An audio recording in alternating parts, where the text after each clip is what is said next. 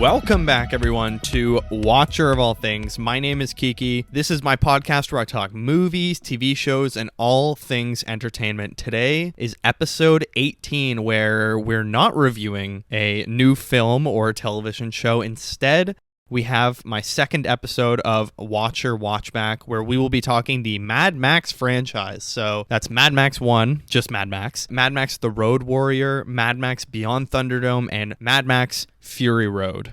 And this is ahead of Furiosa coming out next week, which is getting very good reviews and positive reactions from what I've seen, which has been very limited.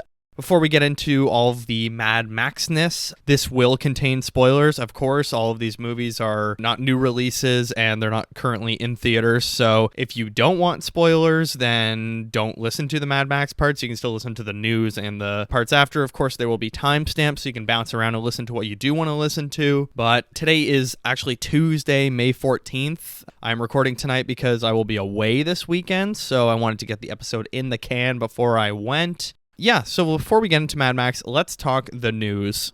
And the first piece of news that I wanted to briefly mention is that Mark Strong, who some of you may know from The Green Lantern, as he played Sinestro, Kingsman movies, Shazam, a great British actor. Well, he has been apparently cast, but not confirmed by any real source, in the DC's Penguin show, The Penguin, starring Colin Farrell. So there was a post, I want to say it's a post on Instagram, but someone tweeted basically a screenshot that Mark Strong's trainer had just finished working with him because he was in the Penguin show, so he was training for that, which comes out later this year, I want to say. But very interesting in a really weird way to announce the casting. I feel like if you wanted to draw even more eyes, I mean, the cast is pretty stacked for the Penguin show in general, but if you wanted perhaps more people to watch as well, get all the Mark Strong fans in there. So kind of an indirect casting news from someone's trainer. I don't really know what he would be. I mean, I feel like with any role, really, you train and you have like a trainer if it's an action thing. If he's playing he has to play a goon or something like that, and he has to be strong. But very interesting. That show from the trailers looks really great. It looks like kind of Peaky Blinders, Sopranos type thing. And Mark Strong is a really great actor. I love everything he does. Is he in a Marvel movie? I feel like he isn't. Maybe I'm wrong. Let me know. But really cool that he's already kind of jumping into the DC world. And although it's not like James Gunn's DC universe with DC Studios, it is an Elseworlds project because the Batman universe is an Elseworlds project in general, but that's really cool.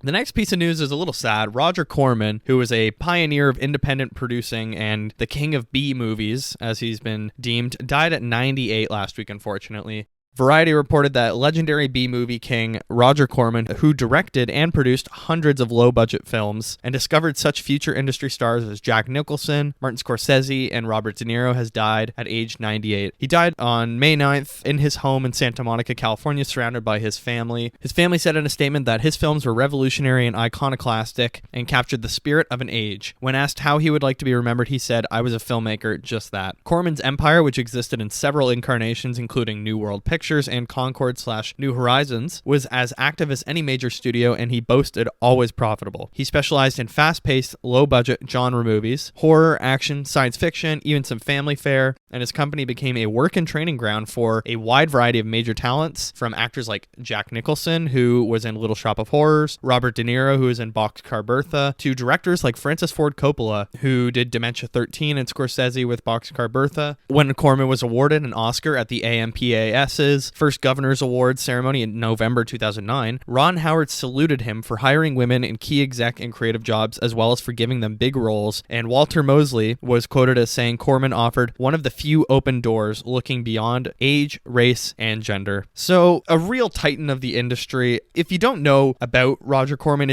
I would totally go on his Wikipedia page because it's just fascinating the amount of major stars that he kind of had a hand in their career and encouraged them, and really fascinating. A true king of the art form. He was a very good director-producer who, like the article says, did mostly B movies and little smaller things. He was always on the path of people's careers. Yeah, that's very sad, but I mean, he was 98 years old, so he lived a very long and happy life. Another piece of news is that Brad Pitt's Formula One movie, the budget has surpassed $300 million and is facing distribution hurdles. With a budget of $300 million, this Formula One film's profitability is a steep climb. It needs to pull in over $750 million at the box office to break even. So if that sounds confusing to you, if the budget's $300 million, why do they need $750 million? Usually how you kind of calculate a film breaking even, you usually want to double the budget basically, because marketing and distribution stuff usually adds on to make it double of what the kind of filming costs were, or the budget at least. So that's why 750 million is over double, and if it's surpassing 300 million, you get me. Like usually you need double of what your budget was to break even, because the reported budgets are usually not including marketing. So I don't know like how concrete that is, but that's how kind of most box office things and most reporters calculate profitability. It's usually a double type thing. So this report was saying that the budget has surpassed 300 million, potentially making it one of the most expensive films ever made. The movie has faced challenges in finding a distributor, and release date. Factors contributing to the budget increase include 118-day SAG-AFTRA strike, delaying filming, and the use of real actors in genuine race cars, which require extensive training and safety measures, driving up costs. And you probably saw on Twitter that Brad Pitt was seen piloting a modified Formula 2 car during the British Grand Prix weekend. That was last springtime. Because before the strikes, but pretty wild. And Warner Brothers and Sony are at the forefront for distribution, but the film's high budget and financial demands up front are causing headaches even for the big studios. Consequently, the release date for Brad Pitt's Formula One racing film is still uncertain. So, I mean, I've understood that this film has been in production for a little while, and there's no release dates or any news about what even year it's coming out. So that's kind of never a good thing when it's just TBD. And definitely having a budget of 300 million is not helping them, because 750 million is a very good cashback to get at the box office, and not tons of films do it. Like you have to be a pretty recognizable IP or a Barbie or Oppenheimer type situation, to really push the limits. And I feel like I don't know, would a Formula One Brad Pitt movie, would that pull audiences in? I don't think so. I don't know, maybe. Or do we all have PTSD from the Gran Turismo trailer and we can't watch racing? We can't watch anything with racing in it anymore. I know I feel that way, but yeah, we'll see what happens with that. If it's Warner Brothers and Sony, they're used to taking financial hits, and I swear to God, if David Zaslav does a tax write-off with this movie, Brad Pitt is gonna lose his mind. Another huge piece of news this week, Dune Prophecy casts Indian superstar Taboo. Variety reported that the Max prequel series, Dune Prophecy, has cast a legendary Indian actress Taboo in a reoccurring role, Variety has learned exclusively. So the series was originally commissioned in 2019 under the title Dune, the Sisterhood, and it's inspired by the novel Sisterhood of Dune, written by Brian Herbert, who's Frank Herbert's son, and Kevin J. Anderson. The official logline states, set within the expansive universe of Dune, created by acclaimed author Frank Herbert in 10,000 years before the ascension of Paul Atreides, Dune Prophecy follows two Harkonnen sisters as they combat forces that threaten the future of humankind and establish the fabled sect that will become known as the Bene Gesserit. Really cool. I saw tons of positive reactions to their casting, the Indian actress Taboo. Apparently they're huge, and that's really cool, and it's nice to finally get some details about what that series is going to look like, and that the novel that they are basing it off of is not one of the main six that Frank Herbert wrote. Obviously, it's the one that his son wrote, and the follow-up, there's like 28 Dune books and graphic novel things. So that's really cool. I think the premise sounds really promising, and because it's super far before, and it's like the establishment of the Bene Gesserit, I do wonder when it's going to take place. By the time of Dune takes place in 10,191, or the start of it does at least, over 2 years or 3 years. And by then, I can't remember what's happened with Earth. I think Earth still exists, but we've evolved past this. We're just like in another planet with Earth or whatever. Or, I can't remember. I read in the appendix for Dune, they talked about kind of the beginnings of the Bene Gesserit and stuff like that. And there's all these, the Orange Catholic Bible and stuff like that. So very interesting. I'm really excited for this series. The fact that it's HBO Max or just Max is very promising. I think they do a lot of great stuff. I mean, HBO in general, but it's not HBO, it's Max. So I don't know. Max shows tend to do pretty well. Like, I'm watching The Sympathizer right now, and I don't understand like why it's not popular, because it's pretty cool and it's like Robert Downey Jr. I don't know. Very interesting, but yes, that looks very good. So in my episode last week, I said that I had just got home from a disappointingly kind of empty Kingdom of the Planet of the Apes. And I said, I really want this movie to do well, yada, yada, yada. And since then as well, they've announced they want to do 9 movies total. So they've already done the first 3 with Caesar. They're doing these 3, I'd assume, and they want to do 3 more. The box office for Kingdom of the Planet of the Apes, according to boxofficereport.com, Disney/20th Century's Kingdom of the Planet of the Apes debuted with an estimated $72.5 million internationally, including an $11.4 million debut in China. The estimated global total stands at $129 million. That is extremely good, because I'm pretty sure the budget in total was like $168 million. So if that's, the opening weekends, and I think it has a fairly decent run. I think the fact that Furiosa comes out next week and not this week gives it 2 clear weeks at the box office that it can just rack up everything, because there's not really gonna be anything else to see. There's that Imaginary Friends John Krasinski movie, but I don't think people are gonna be flooding to the theaters to see that. I think Kingdom of the Planet of the Apes would attract a lot more people. So hell yeah, I'm pumped. I hope it continues to make money. I hope it's profitable. That would be really wicked. That makes me really happy. The Planet of the Apes IP is a great thing, and I hope we get more, because it would be really cool to like kind of circle back to the originals within this trilogy, if that makes sense, or these movies. If the next trilogy is like in the future and that's when we get the a spaceship crashing or whatever, that would be hilarious. I don't know if they'll ever get into time travel, but really cool. So I'm very happy with that. And the final piece of news I'm going to get to before we get into Mad Max is there were everyone is doing press for Furiosa right now. I really liked Chris Hemsworth had some comments about celebrities that are really famous actors that come and do Marvel movies, and then after they bash the movies themselves, and he kind of called out their humility that, look, these have been successful movies, and just because yours wasn't good doesn't mean you should bash them all. And I don't know, I'm just like, Chris Hemsworth kind of grows on me every week. Every time I watch, like, I just watched his lie detector test with Variety, and it was absolutely hilarious. He seems like a very humble and kind of normal dude. I don't know. But anyways, him and George Miller were in interviews, and Thor 5's best possible director addresses replacing Taika Waititi for the MCU's $2.7 billion franchise, is what Screen Rant wrote in their clickbait title. But legendary Mad Max director George Miller has commented on the possibility of directing Thor 5. He said, "I would work with Chris on anything. I really would. He's a wonderful actor. He's got the full range of all the skills. I mean, you've got to be athletic physically, but you also got to be athletic emotionally and intellectually to take on these very ultimately fairly complex any role, really. So I was very lucky with all my cast, and particularly in the way that Anya and Chris matched each other, particularly towards the end of the month."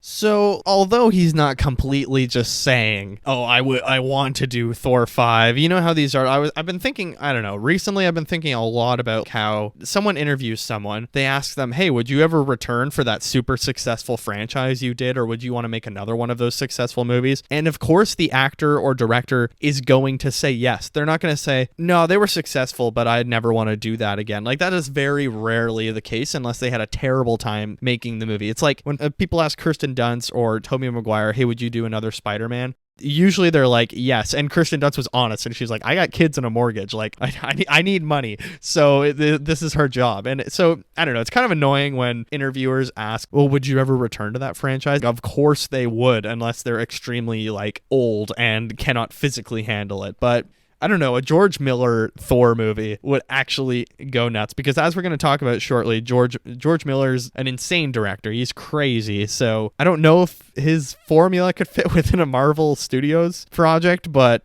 you can only dream.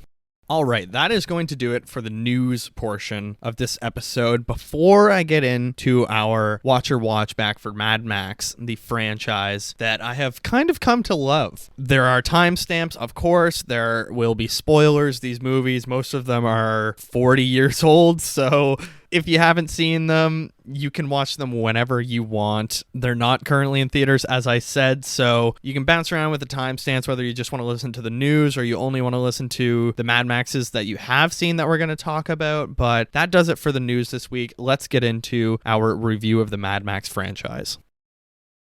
All right, so basically what we're going to talk today is kind of a bit of background and context around each Mad Max movie, and then I'm going to give my review of each one individually. So there's 4 of them. There's Mad Max, which came out in 1979. There's Mad Max 2, The Road Warrior, as it's also called, or it's gone under a bunch of different titles. It's been Mad Max 2, it's been just Mad Max, it's been just The Road Warrior, it's been Mad Max 2, The Road Warrior, it's been Mad Max, The Road Warrior. That one came out in 1981. Then the third came out in 1985, Mad Max Beyond Thunderdome, and Mad Max Fury Road, which I'm assuming probably most of you will have seen as it came out in 2015 and is an extremely popular action movie. And next week, Furiosa is coming out, which is a prequel to Mad Max Fury Road that follows Charlize Theron's character within Fury Road. So let's take it back to 1979 and talk Mad Max.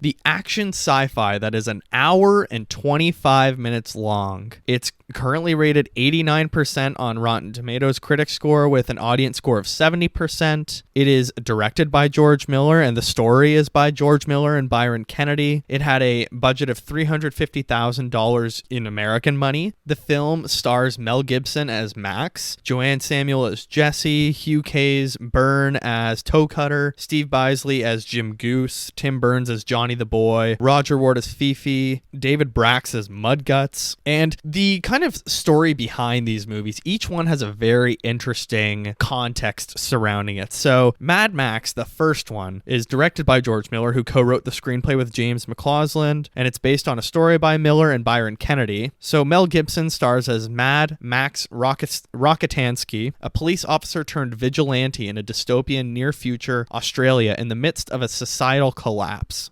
So principal photography for, this is all according to Wikipedia, Mad Max took place in and around Melbourne and lasted for 6 weeks. The film initially received a polarized reception upon its release in April 1979, although it won 4 AACTA awards, and it was filmed on a budget of 400,000 Australian, which is 350,000 American roughly, and it earned more than 100 million US worldwide in gross revenue and set a Guinness Book of World Records for most profitable film. The success of Mad Max has been credited for further opening the global market to Australian new wave films. It's actually a very funny story because George Miller was a medical doctor in Sydney working in a hospital emergency room where he saw many injuries and deaths of the types depicted in the film. He also witnessed many car accidents growing up in rural Queensland and lost at least 3 friends to accidents as a teenager.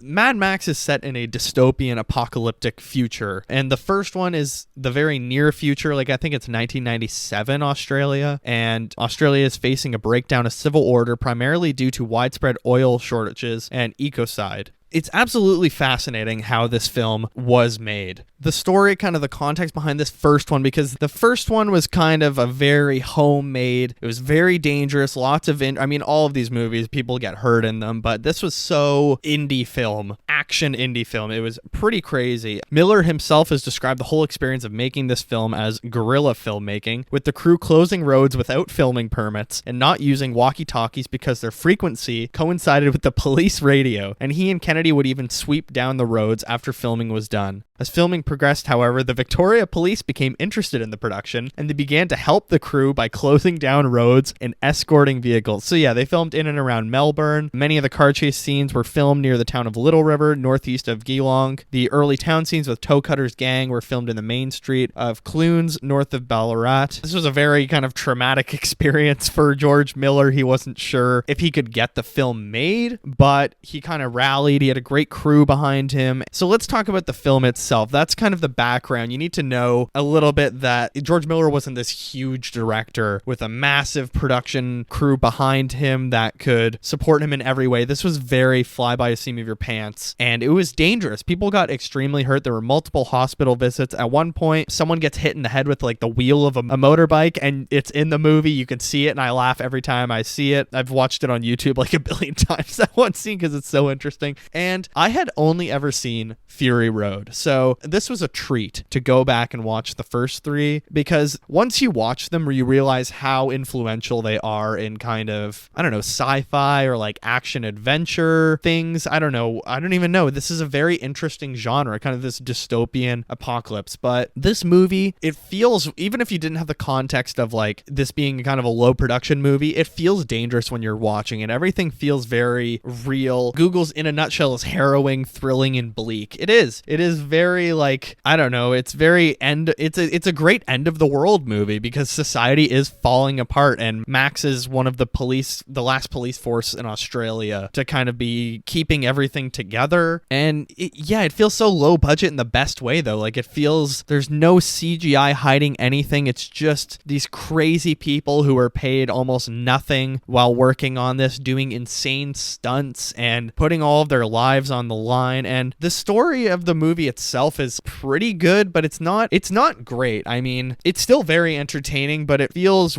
I don't know, a little odd in parts, and I still like it, but Max is basically, he has a wife and a child, and it's all about how much he loves them, and there's this gang on the loose that's chasing him and his family kind of, or just like kind of tormenting around Toe Cutter. And like but for me, the story almost takes a back seat to the design of the film and the stunts, because the stunts are just crazy. Like there's people pole vaulting onto trucks, there's people flipping cars, there's people flipping motorbikes, crashing stuff, and as I said, smacking their head on motorbikes. Motorcycles, and it's insane to watch. You feel like you're in pain watching the movie, because especially when you read up about the production, like these are all just average people doing these stunts, but the design of the movie as well, I just kind of love. Like Toe Cutter's hair has like this weird streak through it, and it's in a bun, and all of their outfits, like all the gang's outfits and Max's police form, there's so much leather in this movie, but I kind of love it. I don't know, it's just it's of its era, but it's like of its era in an apocalypse movie. What would an 80s or almost 80s apocalypse movie look like? And it's leathery, torn up, kind of colorful hair and kind of steampunk. It's really cool. And yeah, the designs of everyone's clothes work great. Like at the end, you see Max's, sleeve is ripped off, and it's like his iconic look, and it's so cool. But let's talk, I guess, a little bit about the cast. Let me preface this by saying Mel Gibson is a massive piece of shit, and I absolutely hate his guts. But his performance as Max is very good, and he plays our hero very well. He had lived in Australia for 10 years, I think, before he got this, and George Miller originally wanted to cast like a big American actor, so maybe distribution, if they did run it in the States, it would be more popular because there was an American actor in it. But Mel Gibson has an Australian accent in this, which is pretty good to my ear. It doesn't really slip very often. It doesn't sound super American. It's not terrible, but I would ask an Australian what they think, to be honest, because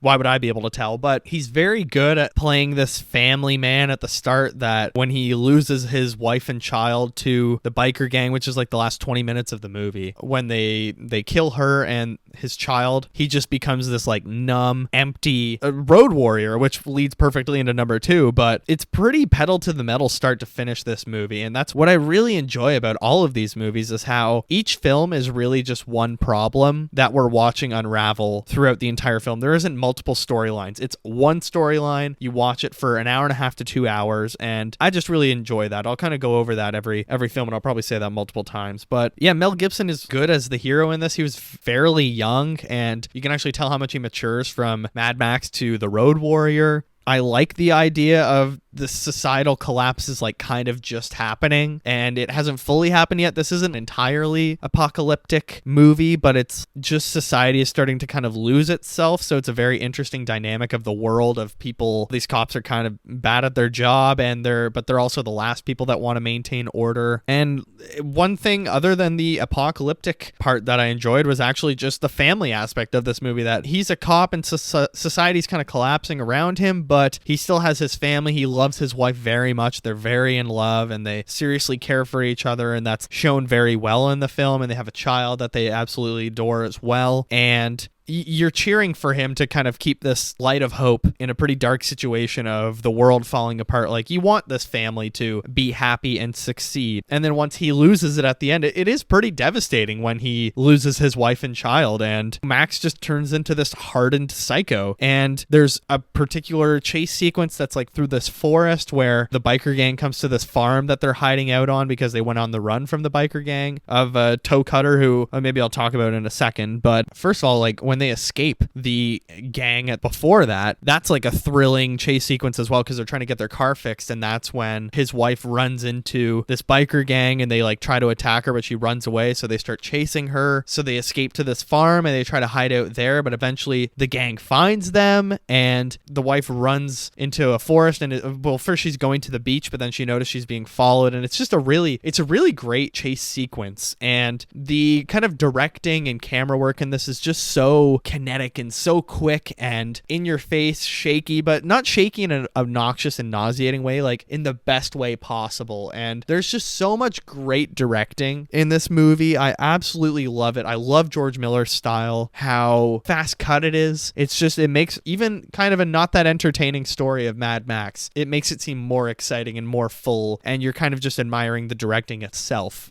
The fast-paced camera work, the directing is just, it's so fun to see how it evolves over the 4 movies, apart from the third, which we'll get into. But, I've only ever seen Fury Road, and I really enjoyed that. So it was cool to see the seeds of the evolution of his directing and his skills within Mad Max itself. Like I said, the performances are pretty solid in this. Like, Mel Gibson is a good Max. He plays a family man that loses it all and becomes a hardened psycho. Hugh Keys-Byrne, who's an Australian actor, I believe, he plays Toe Cutter. He's pretty awesome as the villain. I actually really enjoyed Toe Cutter as the villain. He's super psycho. He's a great villain to watch. You want him to fail. You want to cheer against him. You hate him. You want him to die. Then you have like just all of the goons and in Toe Cutter's gang are so interesting. Like, it's just so fun to see all of these different bikers all invested in their roles. And I believe, where did I see this? I think Mr. Sunday Movies, in his video about Mad Max that he did a few weeks ago or about a month ago, he talked about that I think they had to commute. All of the biker actors had to actually ride those bikes down from Melbourne to Victoria, or where Sydney to somewhere, like it was an 8-hour trip or whatever. They had to all ride them down themselves. So, they actually got to be a biker gang in some ways. And that really does show on screen because they're all just turning up their performances to 11. It's absolutely hilarious to watch at times, but it is just so interesting how, I don't know, how well they do in their roles, just being these freakish. Like, if this was made today, Barry Keoghan would 100% be in Mad Max. But Toe Cutter as a villain is really awesome, and I think Mad Max has a good track record with villains, and Toe Cutter is no different. I seriously enjoyed it. And there's one thing that starts in the first movie, whereas before someone's about to get like hit by a vehicle or crash into something, there's a really quick close-up on their face and their eyes like bulge out of their head, or like it's almost cartoonish, and it's just hilarious. It just goes into the brilliance of George Miller's filmmaking, pardon me. So that's the first Mad Max. Seriously, a fun movie to watch, and it's on Amazon Prime in Canada and probably the States. I would recommend it. Like, it's actually a very interesting thing just to watch as kind of a historical, example to watch a film of this time and watch like a low budget movie that turned into something insane. It went from this small little indie project that was super profitable, and now Mad Max is a very popular franchise and has inspired Fury Road. It's had a video game or whatever. So really cool. It was a fun movie. I think I gave it 3.5 stars on Letterboxd, and I'd say it's probably my third favorite out of the 4, because I think The Road Warrior and Fury Road are really just much better. But speaking of, let's get into Mad Max The Road Warrior.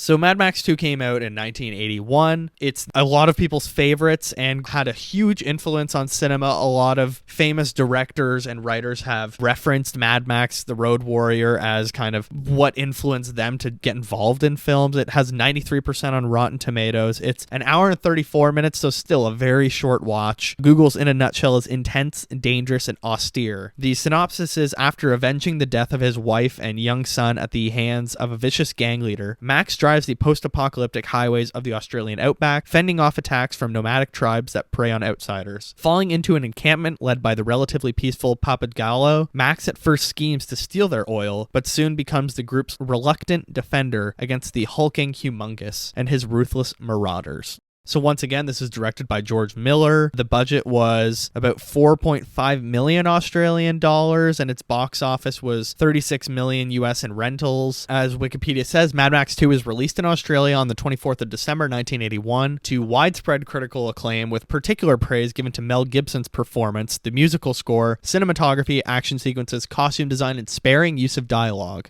It was also a box office success, and the film's post-apocalyptic and punk aesthetics helped popularize the genre in film and fiction writing. At the 10th Saturn Awards, the film won Best International Film and was nominated for 5 more awards, including Best Director, Best Actor for Gibson, Best Supporting Actor for Bruce Spence, Best Writing, and Best Costumes for Norma Morrisseau. Mad Max 2 is widely hailed as one of the greatest action movies of all time and one of the greatest sequels ever made. And fan clubs for the film and Road Warrior themed activities continue in the 21st century.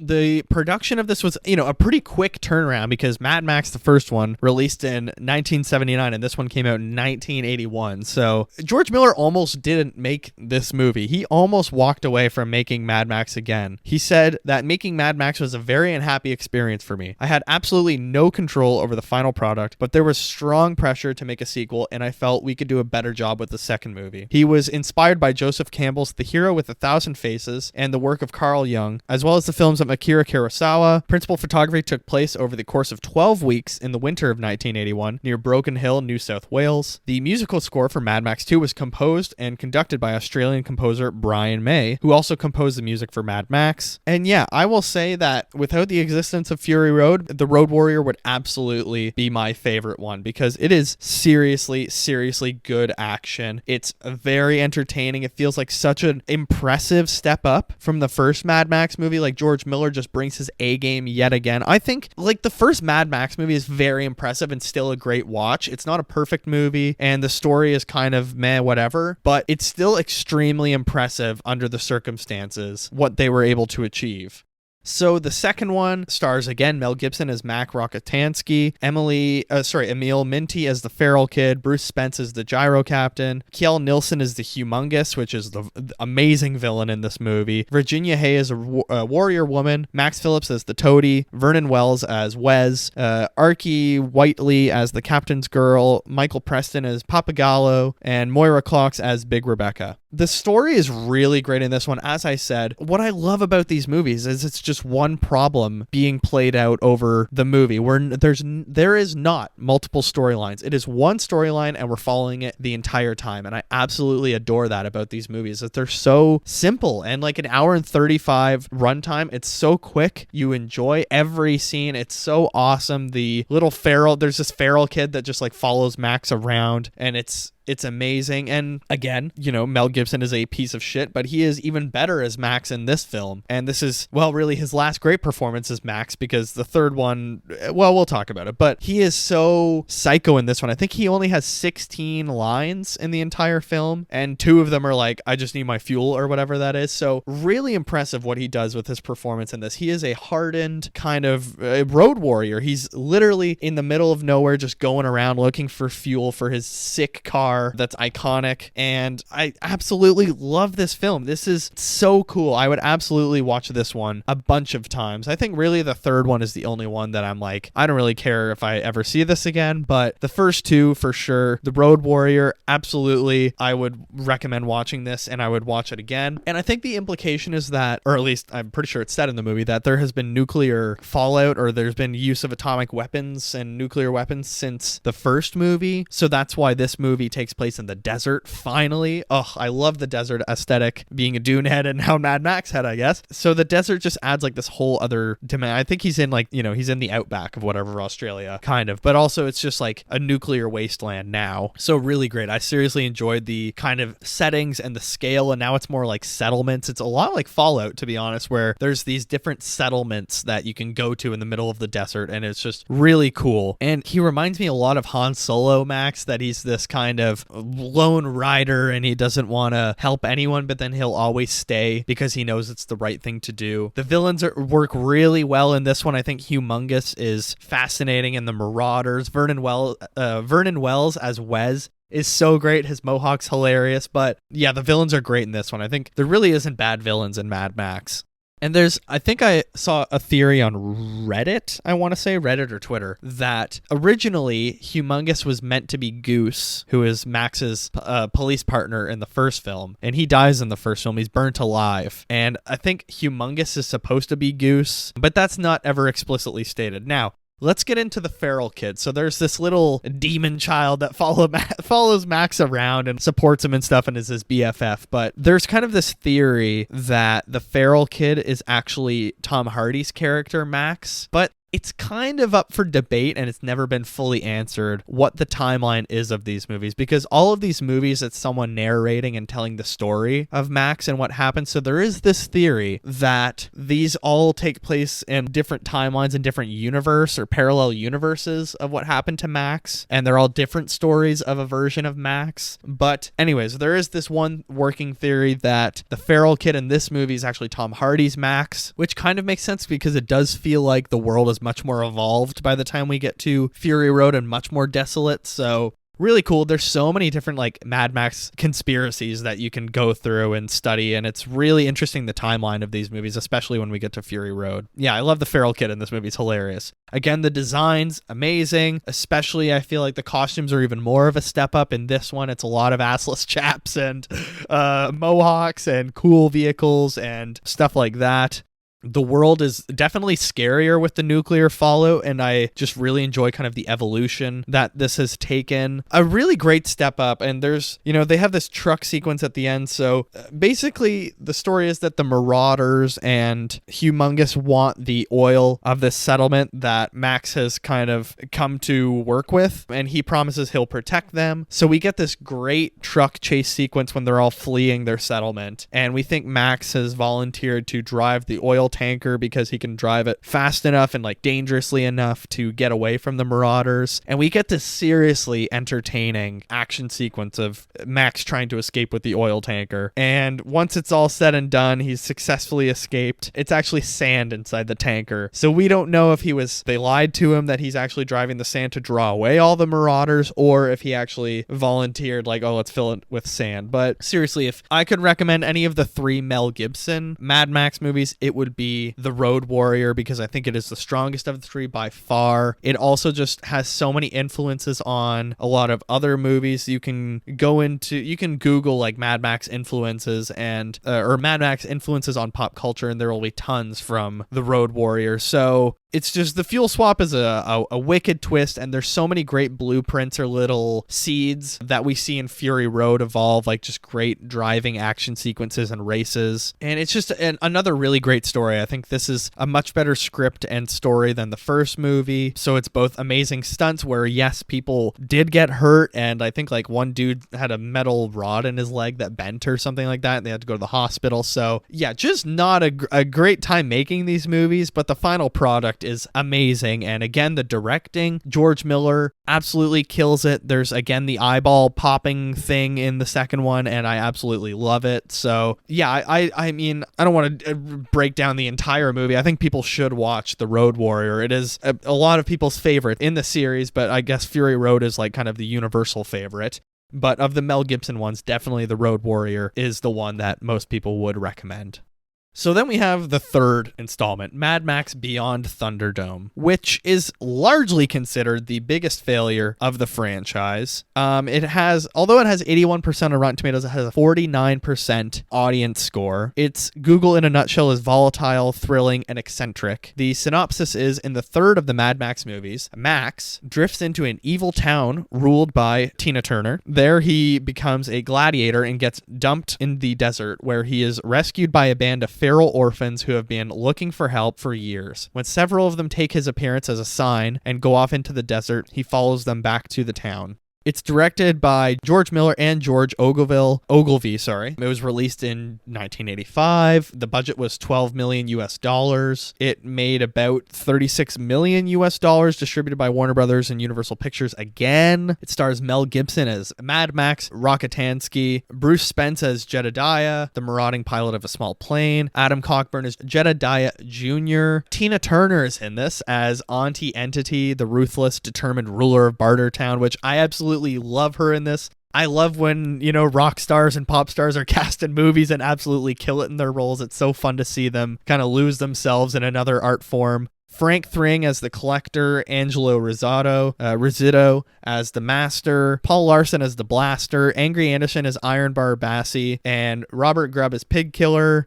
This film, for me, the third one is really where the Mad Max franchise went down. This one is not good to me. It's I guess it's entertaining enough, but it feels like a Goonies movie or Return of the Jedi, where they kind of pull away from making super unique action movies or like space operas, and they kind of just make it to sell toys, or they want to make it as Hollywood friendly and marketable as possible. And you'll notice that there were two directors on this. Beyond Thunderdome, as Wikipedia says, was the first Mad Max film made without producer Byron Kennedy, who had been killed in a helicopter crash in 1983. Director George Miller was hesitant to continue without his producing partner, saying, "Later, I was reluctant to go ahead, and then there was some sort of need to. Let's do something, just get over the shock and grief and all of that."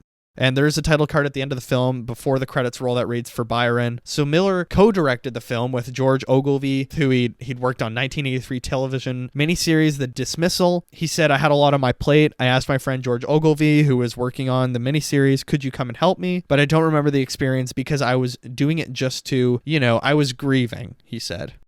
I would assume that, and let me just say straight up, the directing and the direction of this film feels much different than the other two. This does not feel like a Mad Max movie, to be honest. It feels much more of a standard Hollywood film, and I feel bad for George Miller because he was clearly going through a tough time after losing his best friend and production partner who he'd worked on the first two films with. So I would totally get why he would want to walk away, and he had such headaches making the first two movies as well. So it was already a hard enough experience. It's not a terrible movie, but it definitely feels like a step down and more catering to the box office. And one of the most frustrating things about this one, I think, is that Max feels like he hasn't really grown as a character at all in this, to me. Like, I think in 1 and 2 and in Fury Road, you see interesting aspects about Max, but in this one, he feels like Mel Gibson's kind of just going through the motions because it's kind of a kid's movie and a just generic action hero, where he was so much more, Mad Max in the first one. But having said that, there is stuff I do like about this movie, and I love the first opening 30 minutes with Tina Turner and Bartertown and Thunderdome itself. I love those opening 30 minutes, and I think if the film had solely taken place within Bartertown and involved Thunderdome way more, this could have been a seriously great film. But leaving that and like going into the desert and having all these like kids play a role is, I don't know, it just feels really lame, and it's not extremely entertaining. This is kind of the one I zoned out. Like, I didn't go on my phone while I was on it, but I was watching, but I kind of just zone out, and it's not interesting. It feels like I'm just watching a generic toy printing movie, like a, Batman and Robin, Return of the Jedi, The Goonies. Like, it feels like kind of just a kid's adventure movie, and it's not fun. It doesn't feel frantic. It doesn't feel dangerous. It doesn't feel how the first two felt. And I totally get that George Miller probably wanted to play it safe because people had got hurt on the first two movies. He'd just lost his friend in a helicopter crash, and it's very interesting that flying plays an important aspect in this film, but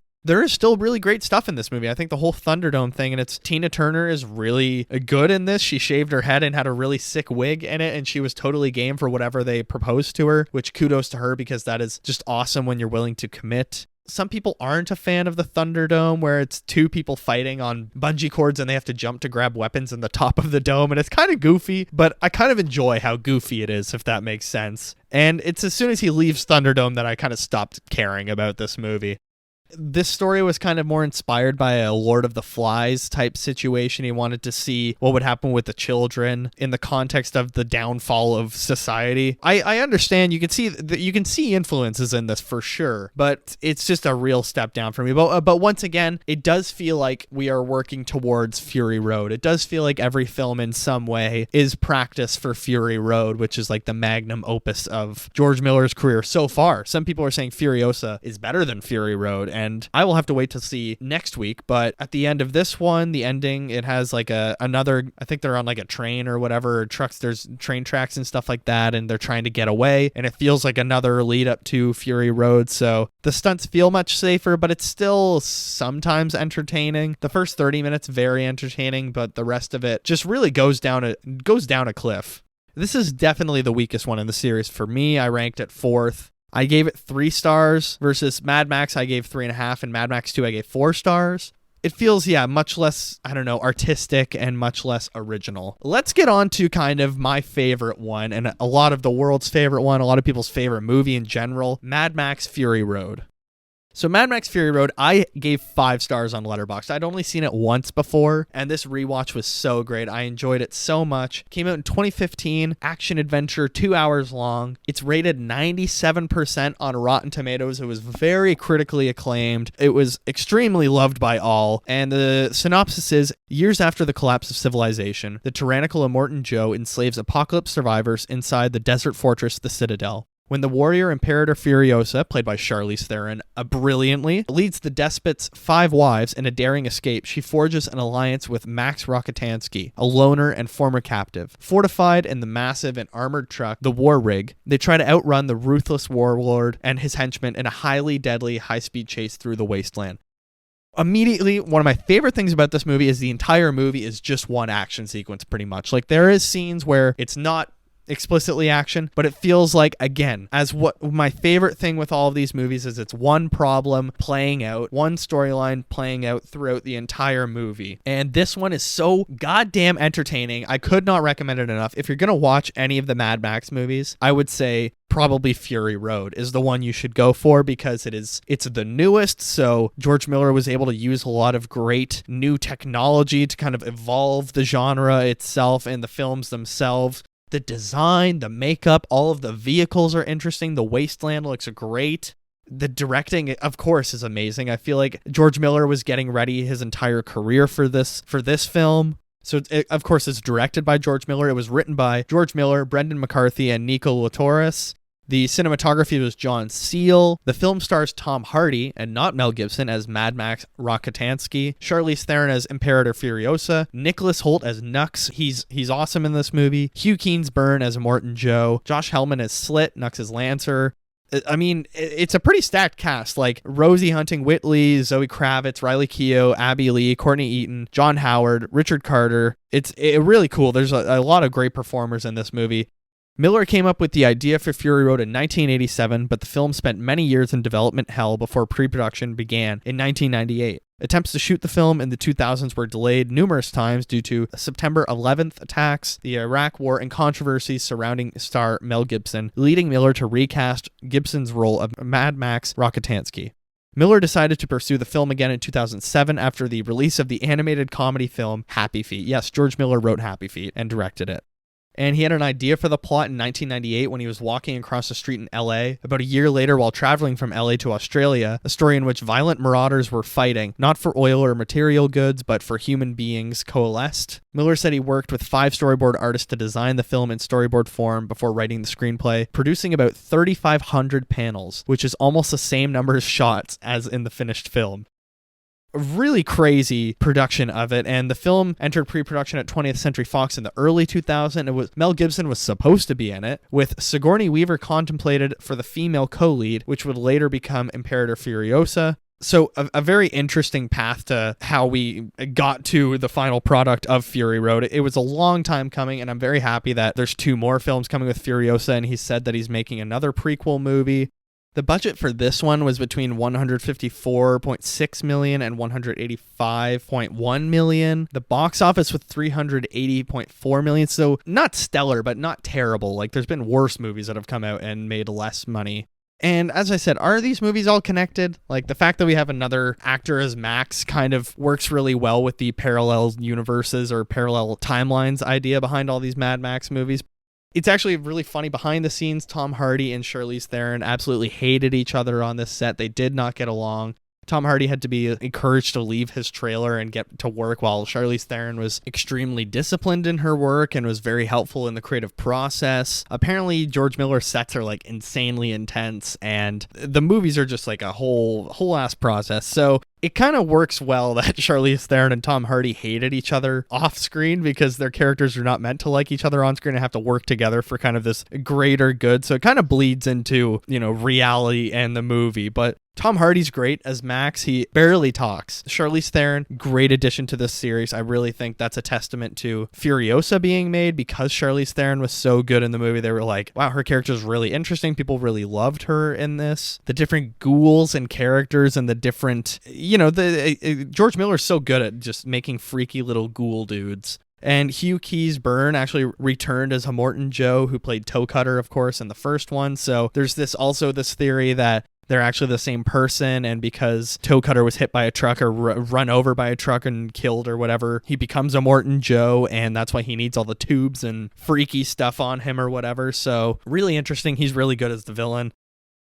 There are, other bad guys in this film that we're supposed to cheer against, like John Howard as the People Eater. But again, such a unique world. I think the desert has even, grown a bit, and the really cool kind of road systems they have or whatever. So it feels like Mos Eisley Cantina on steroids, all the freaks in this movie. And I just really enjoy how it's really just one long action sequence, this movie. Like, it's so insanely paced, and the chase sequences just never stop. It's constantly them being 5 minutes ahead of the people that are chasing them, and it just adds great suspense for the entire movie. This is the longest Mad Max movie at a whopping 2 hours, which is extremely short. That is not a long movie. 2 hours is a fairly bog standard average length, but, the first three were like, an hour and 25 minutes, hour 35 minutes, and an hour 41 minutes or 46 minutes, something like that. So they've gotten longer every film, but this is the longest one.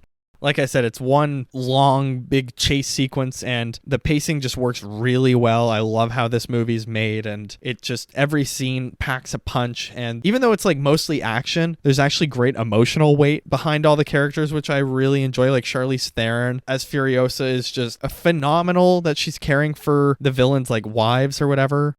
And once again, it's just literally because it's one long chase sequence, as with all the Mad Max movies, it is one conflict that's going on the entire movie, and we're only following really one problem playing out or one situation play out. And it's great storytelling. I think George Miller has such a great kind of script system, or that there's one storyline in all of these movies, and that's it, really. This is like the most kind of fleshed out we've seen the different characters. Like, we kind of come to understand different characters. So there is kind of multiple storylines, but not really. The CGI is absolutely phenomenal in this one as well. Like, it's very practical, but of course there is CGI. Like, some of this shit you just can't do. You can't do like lightning, fire, tornado storms and stuff like that, but the CGI looks great. I think that's just a perk that played into George Miller's hands. The fact that CGI has evolved, that he can add a lot of different textures and a lot of different background things to his chase sequences to give them even more weight.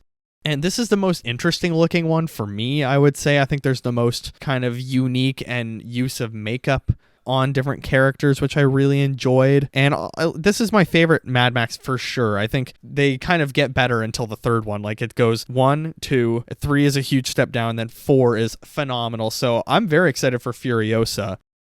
Watching these movies, you really do see George Miller grow as a director through all 4. Even 3 has some good parts, but not great. Thunderdome's kind of goofy, and you don't see tons of George Miller action directing, but you do see kind of his influence on the worlds that he likes to create. And Fury Road feels like such a great payoff of all of these movies together. Absolutely adore it. Seriously love Fury Road. And this is just such an interesting franchise, because I feel like it was, it's not really popular for my generation, but I think Fury Road made it popular for a lot of people, whereas it was, revolutionary and super iconic before my time. So it's been really fun to go back and watch them all and see what started as kind of these home movie type projects turn into Mad Max Fury Road, which is so widely praised and so many people love it. Now Furiosa, I think Furiosa is actually going to do very well at the box office. It has Anya Taylor-Joy, who's a very big draw. People by now have probably gone back and watched the Mad Max movies, if not at least seen Fury Road, because it is a phenomenal piece of filmmaking. All of the car designs, all of the character designs, just the story itself is super interesting, and how desolate the world has become. Like, water is now something that these people are fighting for and not just fuel. So really great. I highly suggest you go on Cultural Phenomenon's wiki and look up like everything that's been influenced by Mad Max, because there are so many things that Mad Max has kind of had a hand in, and it's seriously interesting to look at it. So that's been Mad Max Max, kind of giving some background information before we go into Furiosa. Not just trying to kind of summarize the movie scene by scene, but just kind of telling you about my enjoyment of these different films. And I have to say, it was just really cool to see these very original movies. Like, there's not a lot of other things for me that are like, oh, this is like Mad Max. Mad Max is the only thing that is like Mad Max to me.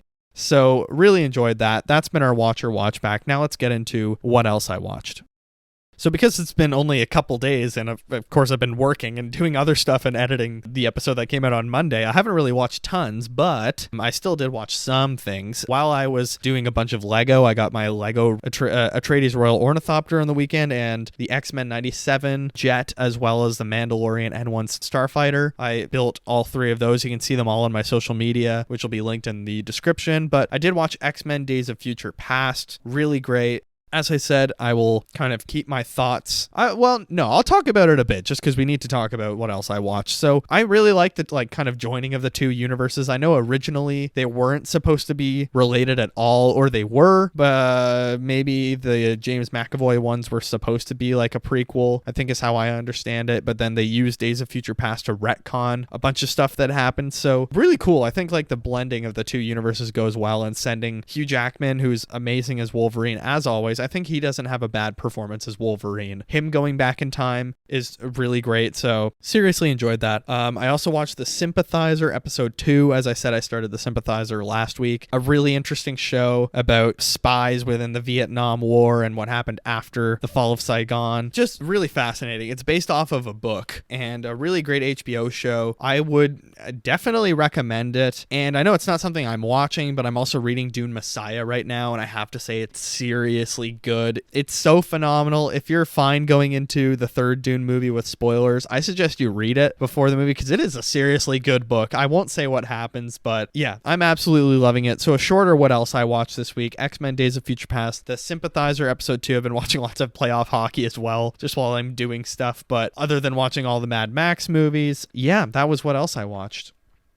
And I think that about does it for our second installment of Watcher Watchback. Episode 18, done and dusted. As always, if you could rate and review this show 5 stars everywhere on Spotify, Apple Podcasts, Amazon Music, Acast. You can rate it 5 stars, give it a good review, share it with your friends. It really helps the show grow from engagement. If you're on YouTube, you can like, comment. What did you think of all the Mad Max movies? Do you have a favorite? What do you think Furiosa? How is it going to do box office wise? I think it'll be really interesting to see, because Anya Taylor-Joy is a huge draw for a lot of people now. I think she's a phenomenal performer. I can't wait to see her. Chris Hemsworth as well looks really good in it. You can email the show, watcherofallthings@gmail.com. Let me know your thoughts. What have you been watching? What did you think of Kingdom of the Planet of the Apes now that it's been out for a few days? This will be coming out on Monday the 20th, so Kingdom of the Planet of the Apes will be out for 2 weeks, roughly, since release. So have you seen it? What did you think? Are you watching the Mad Max movies before you go and see Furiosa? I feel like probably you could just watch Furiosa without seeing the others, is my assumption. It doesn't look like it's super dependent. Like, the great thing about all the Mad Max movies is you can kind of just watch one of them, or yeah, you can watch one of them without having seen the previous ones, to be honest. You can follow the show on TikTok at watcher.of.all.things. I post some videos there. Follow me on Instagram at watcherofallthings, and you can follow my personal letterbox, KikiJ70. That's KIKIJ70, where you can see my reviews early. And just before we go quickly, I want to highlight one charity that's doing really great work around the world called Save the Children. There's an American and Canadian Save the Children. Children's lives, safety, well-being, and futures are under attack in an increasingly dangerous and unequal world. Nearly 300 million people, or 1 in 27 people, are expected to need humanitarian assistance this year. We will aim to assist 15.9 million children across 46 countries in response to the most significant threat to children's rights in recent memory. Together, we will ensure no child is left behind. So they're doing amazing work in Gaza, amazing work in Sudan, amazing work in Ukraine. Hank Green and John Green have both done great work. I believe Hank Green actually did a great interview with the director of Save the Children. So if you want to, I have the link in the description of this episode on all the streamers and on YouTube. Go down there, at least check out the website and just see the amazing work they're doing. You can go listen to the Hank Green interview. Donate if you can. I absolutely think with the genocide that's happening in Palestine, people should be at least paying attention to it. And if you can help in any way, whether it's just being informed, and it's important to stay aware and use your voice for good.